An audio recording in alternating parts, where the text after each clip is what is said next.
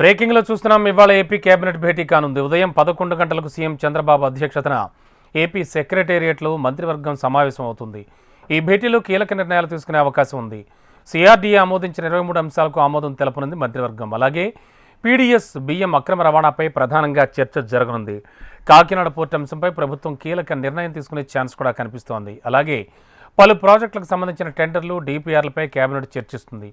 Social media వేధింపుల కేసులు, భవిష్యత్ కార్యాచరణపై చర్చించనున్నారు.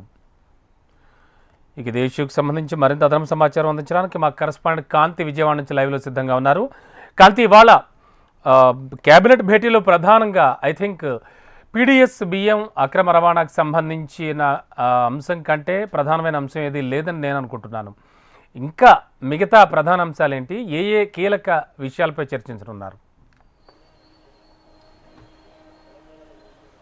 ఎస్ రమణబాబు, ఈరోజు ఏపీ కేబినెట్ సమావేశం ఉదయం 11 గంటలకు సచివాలయంలో ప్రారంభమవుతుంది. సీఎం చంద్రబాబు నాయుడు అధ్యక్షతన జరిగేటువంటి ఈ కేబినెట్ సమావేశంలో ఈరోజు పలు కీలక నిర్ణయాలు తీసుకునే అవకాశం కనిపిస్తోంది. ముఖ్యంగా కాకినాడ పోర్టు విషయంలో జరిగినటువంటి పీడీఎస్ రైస్కి సంబంధించినటువంటి ఇష్యూలో సుదీర్ఘమైనటువంటి చర్చ జరిగే అవకాశం ఉంది. దీనికి సంబంధించినటువంటి దానిపైన ఎటువంటి చర్యలు తీసుకోవాలి, అలాగే కేబినెట్ సబ్ కమిటీ కూడా దీనికి సంబంధించినటువంటి విషయంలో ఆ సబ్ కమిటీ ఇచ్చినటువంటి నిర్ణయాలు ఏవైతే ఉన్నాయో దానిపైన సుదీర్ఘంగా చర్చించే అవకాశం కనిపిస్తోంది. ఇక మరీ ముఖ్యంగా కొత్త రేషన్ కార్డులు, పెన్షన్లు అంశం అనేది ప్రధానంగా ఏదైతే సంక్షేమ పథకాల అమలులో భాగంగా ముందుకు వెళ్తూ ఉంది కూటమి ప్రభుత్వం, అందులో భాగంగా ఈ సంక్షేమ పథకాల అమలు విషయంలో కొత్త రేషన్ కార్డులు ఇష్యూ చేయడానికి కావలసినటువంటి నియమ నిబంధనలతోటి నిన్నటి నుంచి ఈ కొత్త రేషన్ కార్డ్స్ అప్లై చేసుకునే ప్రక్రియ అనేది ప్రారంభమైంది. అలాగే కొత్త పెన్షన్లను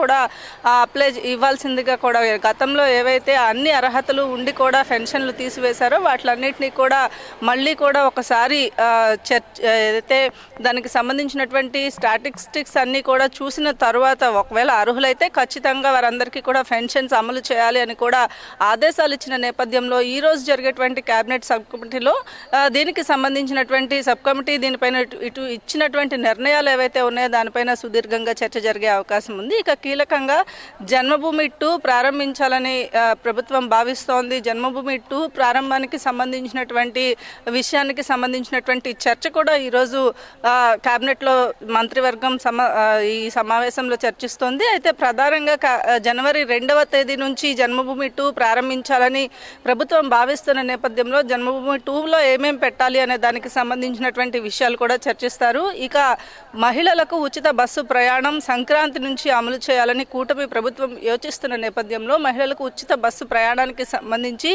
ఆర్టీసీ ఇప్పటికే ఒక నివేదికను ఇచ్చింది. ఆ ఇచ్చినటువంటి నివేదిక ఆధారంగా ఎట్లా ముందుకు వెళ్ళాలి అనే అంశం పైన సంక్రాంతి నుంచి అమలులోకి తీసుకురావడానికి ఏం చేయాలి అనే అంశాలు ఏవైతే ఉన్నాయో ప్రభుత్వం పైన పడుతున్నటువంటి భారం ఎంత, దాన్ని ఎట్లా ఫుల్ఫిల్ చేయాలి అనే అంశాలకు సంబంధించినటువంటి విషయాలు ఈరోజు చర్చకు వచ్చే అవకాశం కనిపిస్తోంది. దీనికి సంబంధించి కేబినెట్ కూడా ఒక నిర్ణయం తీసుకునే అవకాశం ఉంది. ఇక రైతులకు అందించేటువంటి 20,000 రూపాయలకి సంబంధించినటువంటి అంశం కూడా ఈ సంక్రాంతి నుంచి ప్రారంభించాలి.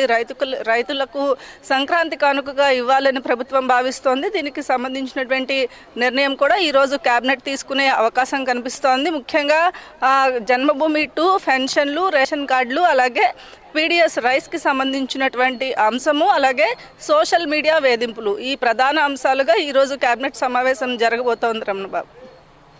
Okay, thank you Kanthi.